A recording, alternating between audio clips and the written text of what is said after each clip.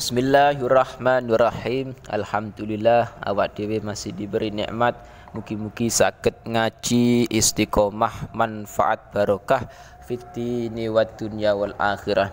Bismillahirrahmanirrahim. Qauluhu bayanu tadbiril harsi. Utawi kiku nerangake jelasake aturane jima.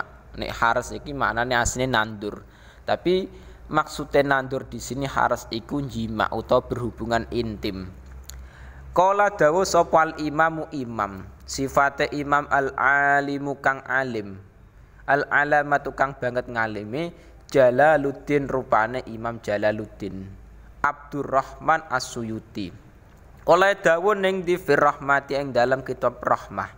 Dawe ngeten makul kaul. Iklam annal jima la yasnuhu. Iklam becek ngerti ya sira. Ngerti apa anal jima'a ing sak temene jima utawa berhubungan intim. La yasluhu iku ora patut apa jima illa inda hajani syahwati kejaba ing dalem nalikane. Illa inda hajani syahwati kejaba ing dalem nalikane obah-obah syahwat. Ngono mau ma'astidadil mani ing dalem sartane siape mani. Jadi iki dawuh perkataan dari ulama yaitu Imam Al Jalaluddin Abdurrahman As-Suyuti. Dalam kitab Rahmah beliau mengatakan ketahuilah bahwa jima itu tidak patut tidak layak kecuali ketika obah-obah syahwat beserta siapnya mani. Jadi artinya apa? Nek jima iku ya kudune siap memang. Jima siap di dalam segi maninya ya sudah siap, syahwati ya sudah ada. Nah, sing repot itu ketika nantinya orang berhubungan intim dengan istrinya, berhubungan intim ataupun jima di situ tanpa adanya syahwat. Nah, dan mani pun sperma pun belum siap lah, itu masalah di situ. Nantinya anak yang dilahirkan iki loh tidak sempurna dulu. Jadi proses ketika berhubungan intim iki semuanya harus siap. Nah, dan iku tetap harus ada syahwat. Nah, syahwat itu bisa didapatkan ono kalane misalkan dengan makanan-makanan yang bergizi. Nah, itu juga penting.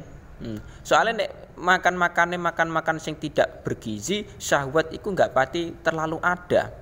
Dan nek syahwat enggak ada lah repotnya di situ, nantinya tidak bermaksimal dalam berhubungan intim.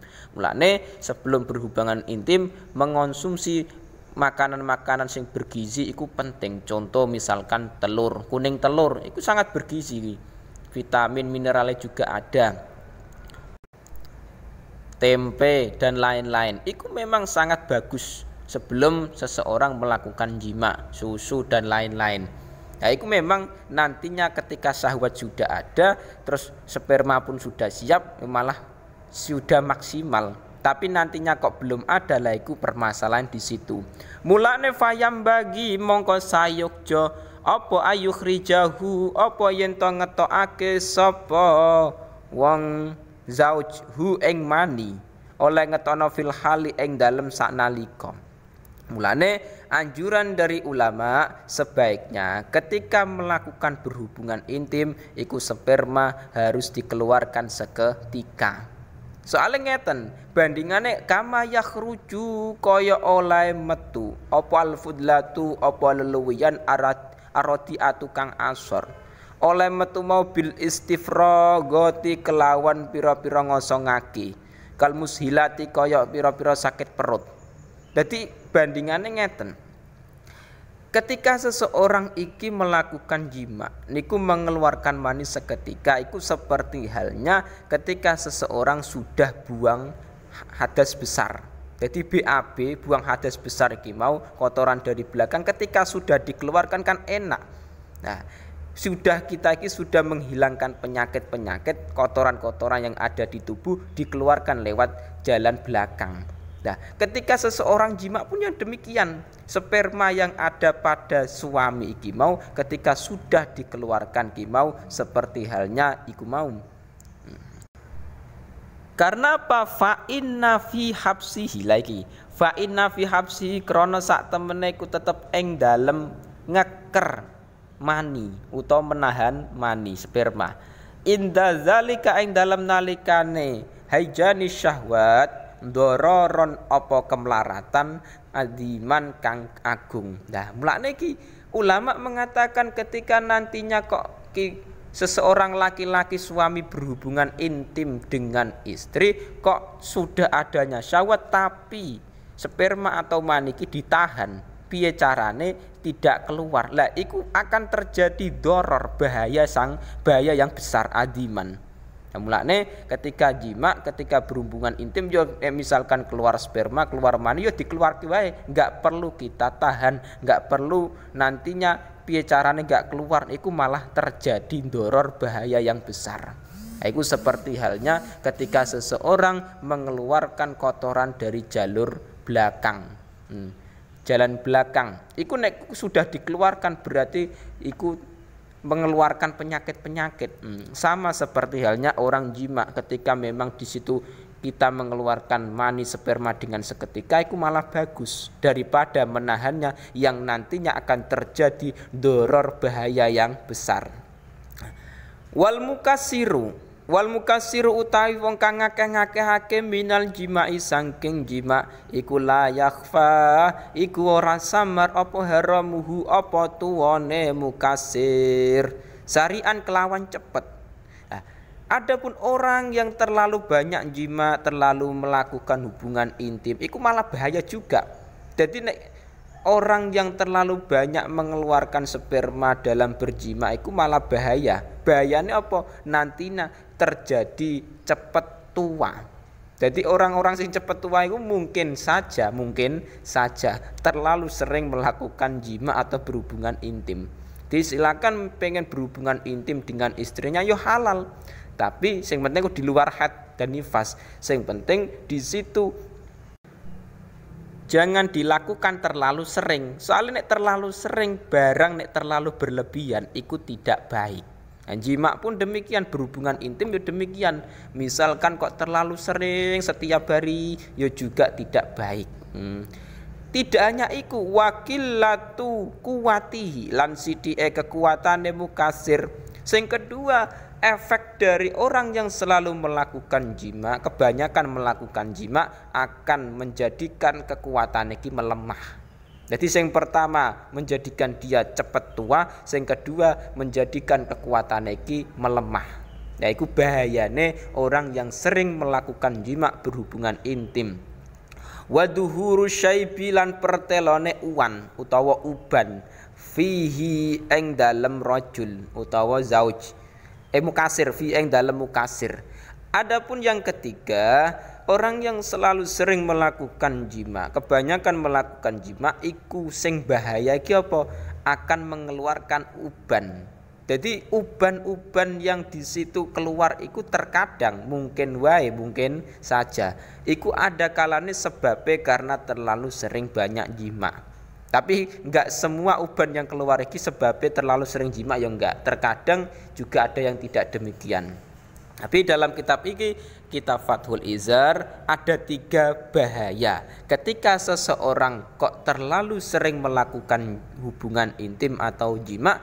Iku sing pertama cepat tua, sing kedua kekuatannya akan melemah menurun, dan sing ketiga uban sing ada di rambut iki lah semakin banyak nantinya. Nah, mulane silakan kepengen jima melakukan hubungan intim sing halal dengan istrine, tapi jangan terlalu sering. Jadi memang ada aturan-aturan ketika seseorang iki melakukan jima.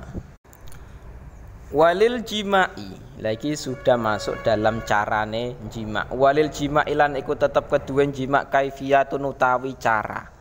Jadi dalam berhubungan intim, dalam berjima itu ada cara-cara dan model-model, memang tergantung kreativitas masing-masing. Tapi yang dianjurkan ulama iku cara yang ada di kitab iki. Wahya utai kaifiyah iku antas talqiyah. Iku yen to melumah utawa terlentang sapa almar'atu sapa wong wadon oleh tas talqiyah ala zuhuriha ing atase gegere mar'ah. Wa ya'lu halan ngluhuri ha ing mar'ah sapa arrajulu wong lanang oleh luri min a'laha saking arah dhuwure mar'ah. Jadi iki memang banyak sekali cara-cara dalam melakukan hubungan intim atau jima. Tapi yang dianjurkan ulama iku cara yang iki. Jadi cara yang baik iku memang posisi perempuan dalam keadaan terlentang atau melumah. Nah, punggungnya berada di bawah. Jadi punggungnya di bawah, terus posisinya melumah atau terlentang. Nah, adapun laki-laki itu berada di atas. Jadi iki anjuran dari ulama, iku memang posisi laki-laki di atas, perempuannya di bawah.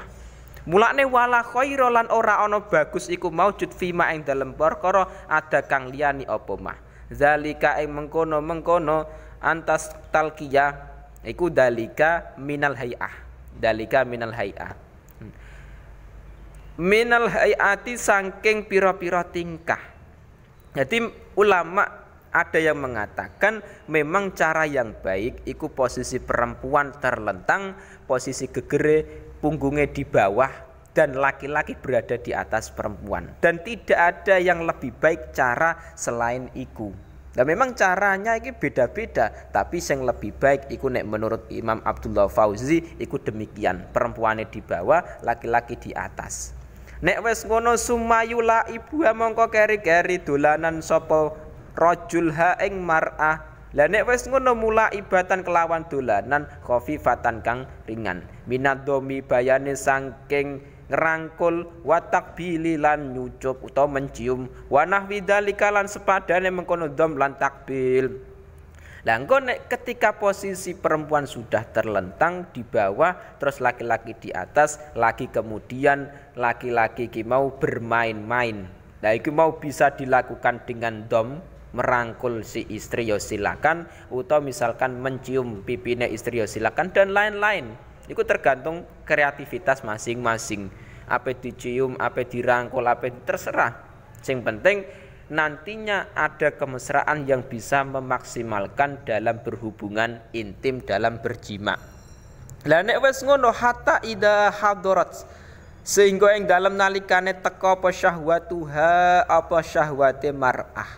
Lah nek wis teka aulaja, jawabe idza mongko nglebokake sapa rajul wa taharrukalan ngubah-ngubahake sapa rajul. Jadi ulama mengatakan sebelum kita melakukan jima, sebelum kita memasukkan zakar ke farjinya perempuan iku dianjurkan untuk bermain-main sik. Misalkan dengan mencium istri atau merangkul dan lain-lain. Nah, nantinya sampai syahwat iku sudah ada. Jadi nek sudah terjadi syahwat lagi aula jawa taharroka, suami memasukkan zakar dan menggerak-gerakannya ke dalam farjinya perempuan. Nah itu memang anjuran dari ulama. La mulane faida sobba mong faida suba mongko ing dalem nalikane den soake apa almaniu mani. Lah nek wis disokno manine mo falayan ziu mongko aja njabut, mongko ora njabut sapa rajul bal yasbiru tetapi sabar sapa rajul saatan ing dalem mangsa. Ma'adhomi ing dalem sartane ngrangkul aljaiti kang bagus laha maring mar'ah. Jadi nek ketika sudah zakarnya rajul suami iki dimasukkan ke dalam farjinya perempuan ditunggu dulu.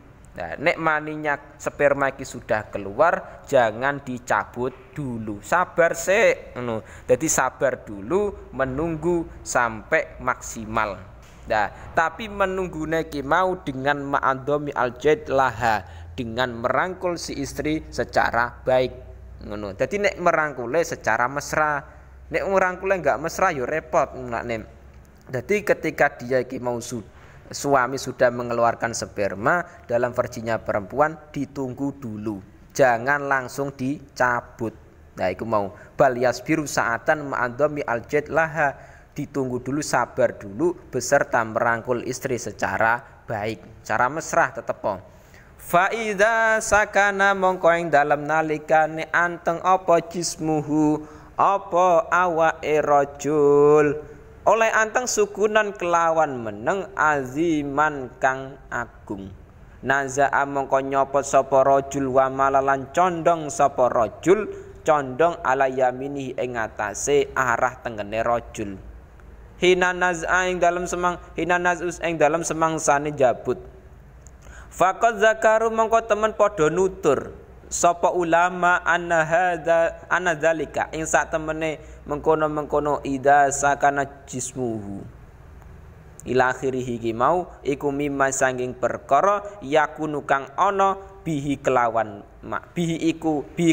ma sapa alwaladu anak ana iku zakaron iku lanang. Nah iki ketika nantinya seseorang suami kok sudah mengeluarkan sperma atau mani di dalam verjinya perempuan, itu enggak langsung dicabut, ditunggu dulu, sabar dulu dengan merangkul secara mesra.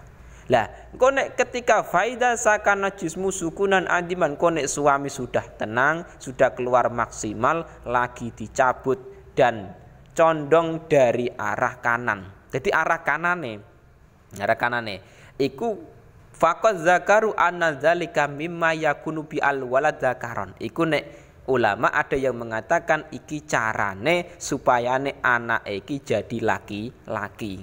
Dan iku memang kebanyakan dari penelitian ulama-ulama demikian. Jadi terkadang ya mungkin saja tidak laki-laki ya mungkin bisa saja. Tapi umumnya ketika seorang suami kok melakukan dengan cara iki, nantinya anak yang keluar iki laki-laki.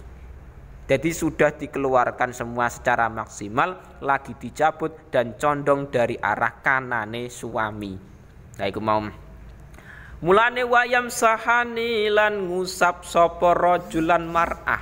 Suami dan perempuan iki mengusap farjahuma ing verjine rajulan imro'ah bikhir kota ini kelawan kain loro nadifata ini kang bersih karone lirrajuliku tetap kedue wong lanang wahidatun utawi kain siji walil mar'ati lan iku tetep kedue wong wadon wahidatun utawi kain siji. Nah iki penting. Jadi ketika sudah melakukan hubungan intim, sudah melakukan jima iki mau, sebaiknya ketika mengusap alat kelaminnya laki-laki dan istri iki mau, iku menggunakan dua kain. Jangan satu kain, misalkan menggunakan anduk atau kain atau terserah. Sing penting jangan satu kain. Jadi laki-laki ya punya anduk sendiri, perempuan juga punya anduk sendiri. Atau misalkan gak harus anduk, kain silakan mau. Nah, mulane walayam sahani lan orang ngusap sapa rajulan mar'ah bikhir kotin kelawan kain wahidatin kang siji. Nah, ulama melarang ketika suami sudah melakukan hubungan intim dengan istrinya, ikut tidak mengusap kedua kelamin iki mau dengan satu kain. Jadi satu kain digunakan untuk berdua, yakui digunakan untuk mengusap zakare suami dan verjinya istriku, enggak boleh. Ada larangan dari ulama. Karena apa alasannya? Fa inna zalika krona satemene yamsahani bikhir kotin wahidatin. Iku yurisu iku bisa maresake apa zalik al karohata ing sengit. Jadi nantinya kok misalkan iki penelitian dari ulama. Nah, umumnya ketika nantinya kok suami sudah melakukan hubungan intim dan hanya memakai satu anduk atau satu kain untuk mengelap zakare suami dan mengelap verjinya perempuan, iku nantinya bisa terjadi pertengkaran. Mulane iku mau anjuran dari ulama yo menggunakan dua kain atau dua anduk. Jadi sing laki-laki yo mengusap zakare dengan anduk yang beda dengan istrine.